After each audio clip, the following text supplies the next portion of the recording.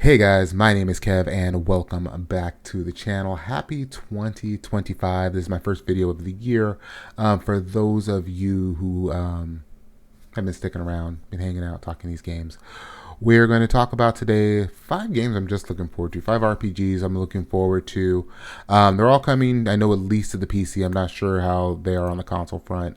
But they're just 5 RPGs that I am specifically looking forward to.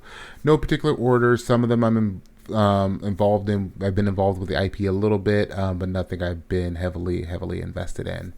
Number one, Avowed.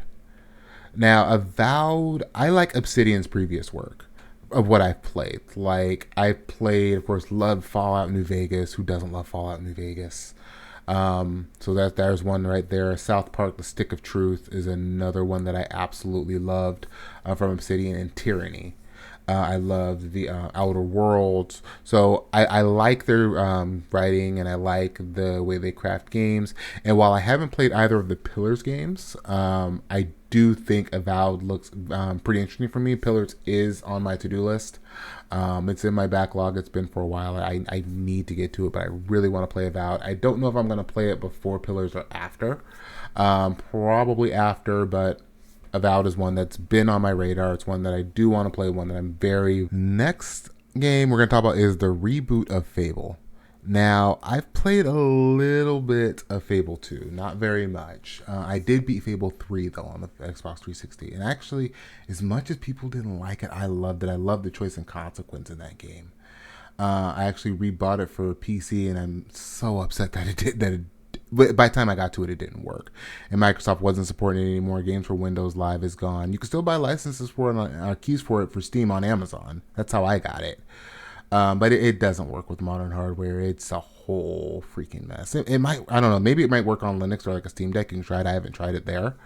But yeah, it's a whole mess trying to get Fable 3 to work. At least the last time I tried to get it to work. It's probably been a couple years since I've tried.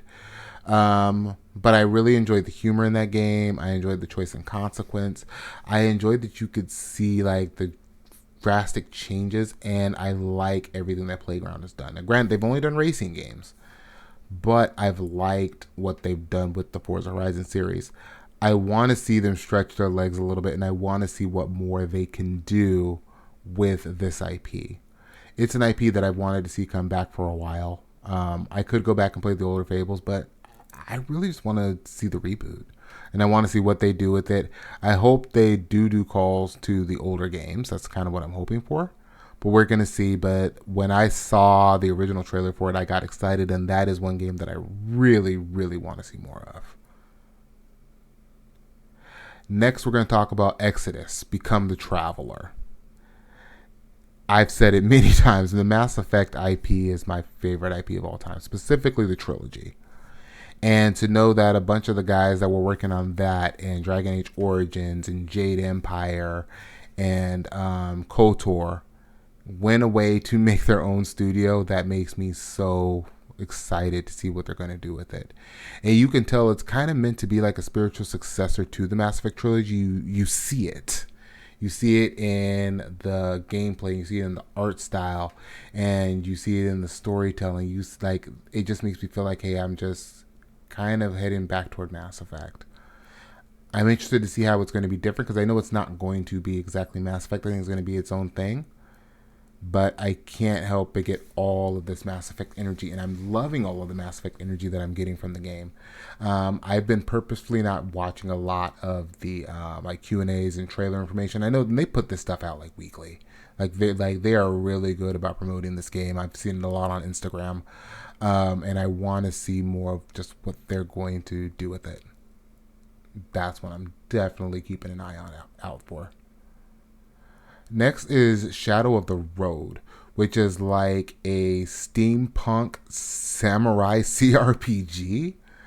I saw that and my mind was just blown, like, whoa, what? What is this? It's by Owlcat Games, so they did Warhammer 40k Rogue Trader and Pathfinder Wrath of the Righteous, which are 2 games that are, again, in my backlog. I haven't played them yet, but I've heard excellent things about them. But this premise for Shadow of the Road has made me excited, especially because it looks like it's from a studio with a great track record in Owlcat. I think this is going to be amazing. I think it's going to be really cool. And if nothing else, the concept is mind blowing. I'm having trouble putting heads to tails to that. It looks like it's going to be really creative, and I'm really, really enjoying just a little bit I've seen it, but I want to see more. I hear it's supposed to come out like late 2025, but I'm not sure. Maybe it might probably get pushed in 2026. Hopefully, no later than 2027. But it's definitely another one that I'm keeping my eye on. I'm paying attention to it. And then lastly, and this is one that's supposed to come out this spring, Clair Obscur Expedition 33. Again, I've avoided as much spoiler material as I can. I've just watched the gameplay mechanics and like the turn-based mechanics in there and kind of the way they work and how they integrate action elements into it too. Like I've gotten to the point where I kind of prefer turn-based RPGs, so that's always a plus for me because I like the strategy element to it. But so when you get that and you mix it in with these action elements, it's like, okay, this is becoming kind of unique. I love the art style. I like the little bit that I've seen of it, and I'm just avoiding the story at this point.